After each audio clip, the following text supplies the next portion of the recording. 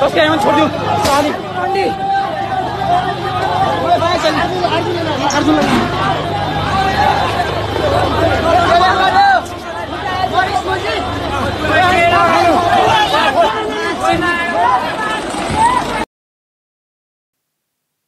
ঠিক যেন বাংলাদেশ শ্রীলঙ্কা ঠিক মানে ওখানে যেমন হয়েছিল একেবারে ঠিক তেমনই যেটা এখন চলছে নেপালে।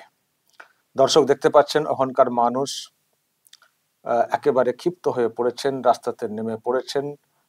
সরকারি যারা তারা সব ছুটছেন, লুকাচ্ছেন, বাড়িঘর ভাঙচুর করা হচ্ছে, পুলিশও নিরাপত্তার অভাব বোধ করছে, তাদেরকেও ঘেরাও করা হয়েছে, তাদেরকেও মারধর করা হচ্ছে দেখতে পাচ্ছেন। কারণ পুলিশই তো গতকালকে ওই কাণ্ডটা করেছে না, গুলি চালিয়েছে, 19 জনের প্রাণ চলে গেছে, 200-এরও বেশি মানুষ জখম হয়েছেন, ওপেন ফায়ার করা হয়েছে। তো সেই জন্য সরকার পক্ষ হয়তো ওই জায়গা থেকে সরে এসছে।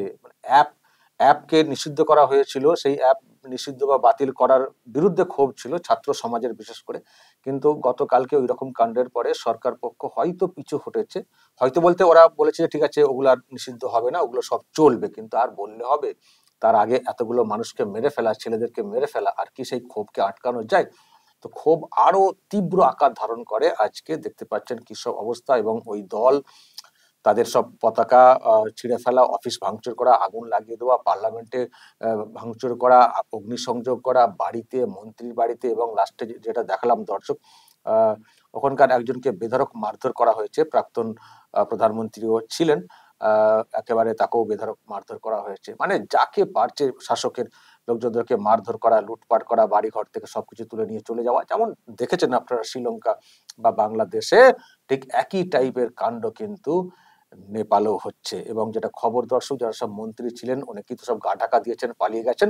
এমনকি ওখানকার যিনি প্রধানমন্ত্রী, যাকে শর্ট ফর্মে বলা হয় ওলি, তিনিও সেনার কপ্টারে করে কোথায় পালিয়ে গেছেন, গা ঢাকা দিয়েছেন। এখন কোথায় গেছেন, কোন দেশে গেছেন সেটা জানি না, সেটা নিয়ে পরে ব্যাখ্যাতে আসবো কোথায় সম্ভাবনা আছে। কিন্তু পালিয়ে গেছেন, গা ঢাকা দিয়েছেন, মন্ত্রীরা সব পালিয়ে গেছেন। এখন ওই এলাকার একটি ডেপুটি একজন মেয়র আছেন, মেয়রকে প্রধানমন্ত্রী করতে হবে বা করা হবে এরকম একটা বলা হচ্ছে। সব মিলিয়ে দর্শক একেবারে একটা অচল অবস্থা নেপাল জুড়ে। মানে গতকাল পর্যন্ত সরকার তাদের গ্রিপে রাখার চেষ্টা করেছিল, কিন্তু আজকে সরকার হাল ছেড়ে দিয়েছে। এখন পুরো ক্ষমতা জনতার হাতে চলে এসছে, পুরো ক্ষমতা জনতার হাতে চলে এসছে। এখন সব ছেড়ে দেওয়া কেঁদে বাঁচি অবস্থা।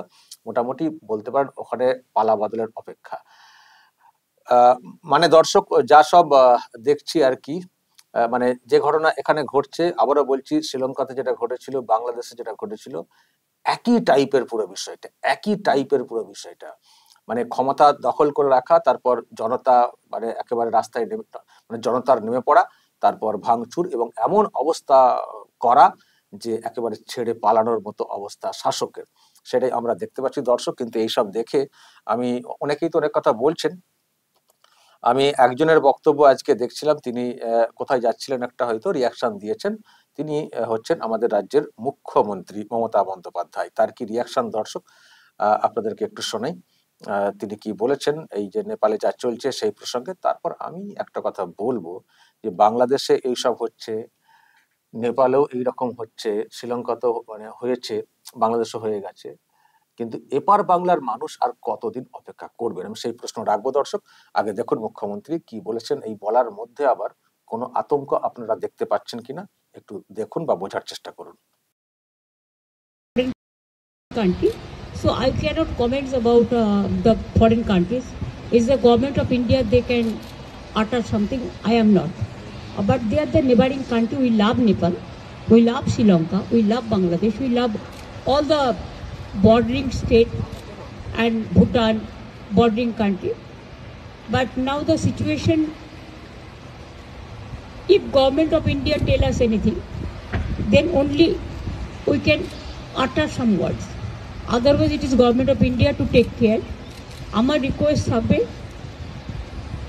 শিলিগুড়ি, কালিম্পং, আমাদের বিস্তীর্ণ অঞ্চল বর্ডার আছে, সবাইকে পিস মেনটেন করতে এবং যাতে কেউ কোনো প্রবলেমে জড়িয়ে না পড়ে, যেহেতু এটা আমাদের ব্যাপার নয়, কিন্তু নেপালকেও আমরা ভালোবাসি, সুতরাং তারা তাদেরটা ঠিক করুক। আমাদের তো এ ব্যাপারে ইন্টারফেয়ার করা উচিত নয়, কিন্তু আমরা মনে করি প্রতিবেশী ভালো থাকলে, পাড়াপড়শি ভালো থাকলে আমরা সবাই ভালো থাকি, শান্তি থাক, সবাই ভালো থাক, এইটুকুই আমার বলার, আর কিছু নয়। বাংলাদেশের ব্যাপারে হলে হয়তো দু চারটে কথা বলে বসতেন, এখানে অতটা বলছেন না, কিন্তু এটুকু বলছেন সবাই শান্তিতে থাক, পাড়া প্রতিবেশী শান্তিতে থাকলে আমরাও শান্তিতে থাকতে পারবো আর কি। এটা ঠিক, এটা ঠিক। যা চলছে নেপালে তার আঁচ তো হয়তো উনিও করছেন। বাংলাদেশে যখন চলছিল বিষয়টা তখনও খানিকটা ভয় পেয়েছিলেন এবং অনেক সময় মন্তব্য করেছিলেন যে বাংলাদেশের ধাঁচে এখানেও এইসব করার চেষ্টা হচ্ছে, এরকম একটা মন্তব্য করেছিলেন। বিশেষ করে আর.জি. কর কাণ্ডের সময় যেভাবে এই রাজ্যের মানুষও গর্জে উঠেছিলেন এবং নবান্নমুখী হচ্ছিলেন, সে মনে আছে আপনাদের 27শে আগস্ট নবান্ন অভিযান, ঐতিহাসিক ছাত্র সমাজের ডাকে। তো সেখানে কিছু পলিটিক্যাল পার্টি মিসগাইড করে দিয়েছিল, কিন্তু তাতেও যেটা হয়েছিল একটা নজর কাড়া বলা যায়। কিন্তু তখন উনি এই টাইপের ভয় পেয়েছিলেন যে মনে হচ্ছে বাংলাদেশের মতো কিছু একটা হয়ে যেতে পারে। তো এখন যখন নেপালে হচ্ছে, উনার মধ্যেও বলার মধ্যেও একটা অন্য টাইপের সুর আছে, নিশ্চয়ই আপনারা হয়তো ফিল করছেন। কিন্তু দর্শক এটুকু বলতে পারি যে যা দেখছি আশপাশে বাংলাদেশ, শ্রীলঙ্কা, নেপাল, আমি ভাবি মাঝে মধ্যে যে যেসব কারণে ওইসব দেশে এইরকম হচ্ছে, ওই টাইপের বিষয় এই বাংলাতে কেন এখনো হচ্ছে না? ওইসব দেশে কি কারণ হচ্ছে? একটা হচ্ছে দুর্নীতি, দ্বিতীয় হচ্ছে আইন শৃঙ্খলার অবনতি, আর এই টাইপের যে ধরনের এখানে সব অ্যালিগেশন গুলো আসে ওই টাইপের। তো সেখানে ওইসব দেশে যদি রাস্তায় মানুষ নেমে শাসককে ক্ষমতাচ্যুত করে, তারা যদি করতে পারেন, তো তাহলে এই বাংলার মানুষ এখনো কি করে সহ্য করছেন, আর কতদিন সহ্য করবেন? আমি শুধু সেটা ভাবছি, কারণ আমাদেরও মাঝে মধ্যে ধৈর্যের বাঁধ ভেঙে যায়। কারণ যেভাবে এখানে সরকারটা চলছে, গোটা দেশের কথা আমি বলবো না, উনি বলছেন ইন্ডিয়ান গভর্নমেন্ট, কি বলবেন, ইন্ডিয়ার সরকার তো একরকম ভাবে চলছে, তাদের আলাদা গ্রিপ আছে। কিন্তু এই রাজ্যের শাসকের বিরুদ্ধে যে ধরনের অ্যালিগেশন, অভিযোগ আছে, আপনি তো সার্বিক ভারত সরকারের ব্যাপারে তো বলতে পারেন না। এখানকার সরকার যেভাবে পদে পদে ধরা পড়ে যাচ্ছে এবং যেভাবে অপশাসন চালাচ্ছে, ফলে এটাকে দেশ হিসেবে না, এই রাজ্য হিসেবে এখানকার আলাদা করে প্রশাসনিক যে সিস্টেম, সেটাকে ভাবা উচিত।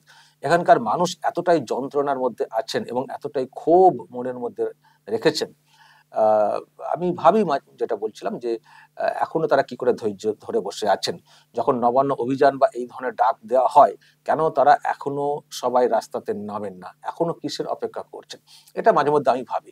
তবে আমি এটুকু বিশ্বাস করি দর্শক, বিশ্বাস বলতে আশপাশের পরিবেশ দেখে আমি বলছি, যদিও এগুলোকে আমরা খুব একটা সাপোর্ট করি না যে সবকিছু এইভাবে হবে। আসলে সাপোর্ট আপনি না করলেও, আমি না করলেও, আপনি একটা সময় গিয়ে আটকাতে পারবেন না।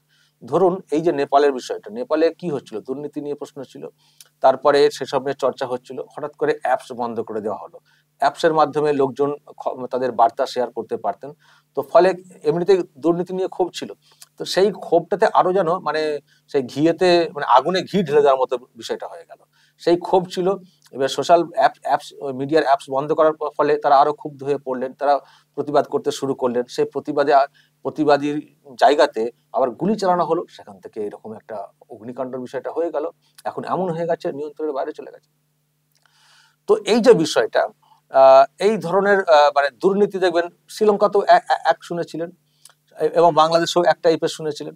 ফলে এখানেও তো তাই আছে, এখানকার শাসক যেভাবে দুর্নীতিগ্রস্ত হয়ে পড়েছে এবং তাদেরকে বলাও যাচ্ছে না, বললে আবার উল্টো সুর, এবং এবং এবং মানুষের রায় নিয়ে ক্ষমতায় থাকা সেটাও তারা করছে না। নানান সব অপশাসন করা, ভোটের দিনে ভোট লুট করা, মৃতদের ভোট করিয়ে দেওয়া, তারপরে এসআইআর হবে বলা হচ্ছে বলে সেটার বিরোধ করা, মানে মানুষের জনতার রায়ে তারা আসবেন না, তাদের মতো করে তারা আসবেন, উল্টোপাল্টা ব্যাখ্যা করা হচ্ছে যে ভোটারদের বাদ দিতে হবে, এই যে ভুলভাল বলা।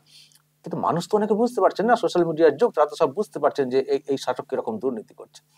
ফলে এখনো হয়তো এই রাজ্যের মানুষ ওয়েট করছেন, অপেক্ষা করছেন, দেখতে চাইছেন যে এই শাসক আরো কতটা বাড়ে, আমার মনে হয়, বা এখনো হয়তো খানিকটা ওয়েট করার সময় তারা বুঝছেন।